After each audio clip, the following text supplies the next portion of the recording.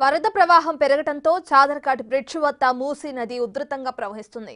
మూసీ పరివాహక ప్రాంతంలోని ఇండ్లలోకి వరద నీరు వచ్చి చేరుతుంది. దాంతో ఇండ్లను ఖాళీ చేయించారు అధికారులు. మోర్ డీటెయిల్స్ మా ప్రతినిధి పాపన్ అందిస్తారు.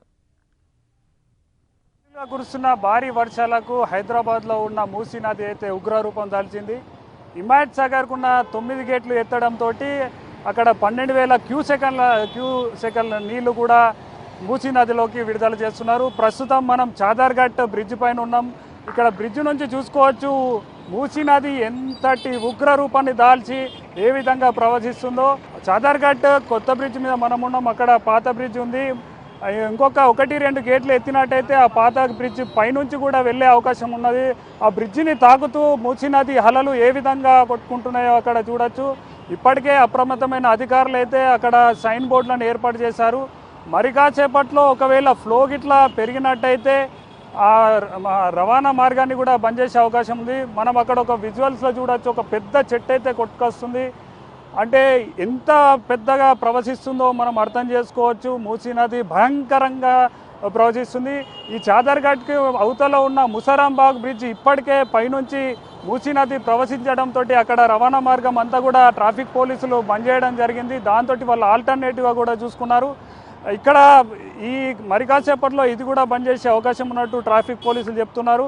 ఈ ఉగ్రరూపం దాల్చిన మూసీ నదితోటి ఇక్కడ పరివాహక ప్రాంత ప్రజలైతే ఇబ్బంది పడుతున్నారు. ఇక్కడ చూడొచ్చు మనం ఇండ్లు కూడా దాదాపు ఒక 100 నుంచి 150 ఇండ్లన్నీ కూడా మునిగిపోయినాయి.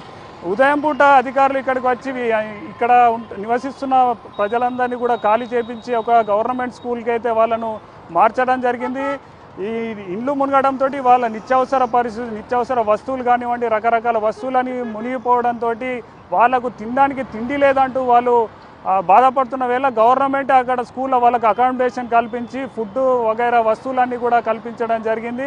ఇంకా కూడా ఫ్లో పెరుగుతుంది కాబట్టి అటు హిమాయత్ సాగర్ నుంచి వస్తున్న 12,000 క్యూసెక్ల నీళ్ళతో పాటు హుస్సేన్ సాగర్ నుంచి కూడా ఒక 1000కి పైగా క్యూసెక్ల నీళ్ళైతే ఇదే మూసీలో వచ్చి కలుస్తున్న నేపథ్యంలో మరింత కూడా ఫ్లో పెరిగే అవకాశం ఉంది. ఇప్పటికే వాతావరణ శాఖనైతే ఈరోజు రేపు కూడా తెలంగాణ హైదరాబాద్కి రెడ్ ఆరెంజ్ అలర్ట్ ప్రకటించిన నేపథ్యంలో అధికారులంతా కూడా అప్రమత్తం అయ్యారు. ఎందుకంటే మూసీ పరివాహక ప్రాంతాలు దగ్గర 30 కిలోమీటర్ల ఉంటుంది కాబట్టి 30 కిలోమీటర్లు కూడా ఎక్కడ ఎటువంటి అవాంఛనీయ ఘటనలు జరగకుండా ఉండేందుకు మాత్రం అధికారులు ఎప్పటికప్పుడు అప్రమత్తమై ఈ ముంపు ప్రాంతంలో ఉన్న వారిని తరలించడం కానివ్వండి, ఏదైతే ఈ రోడ్డు మార్గంలో వారికి పైనుంచి ప్రయాణించే అవకాశం ఉన్న దగ్గర ఆ రవాణాను అంతటి బంద్ చేసి ఆ రోడ్డును బంద్ చేసి ఆల్టర్నేటివ్గా చూపించడం.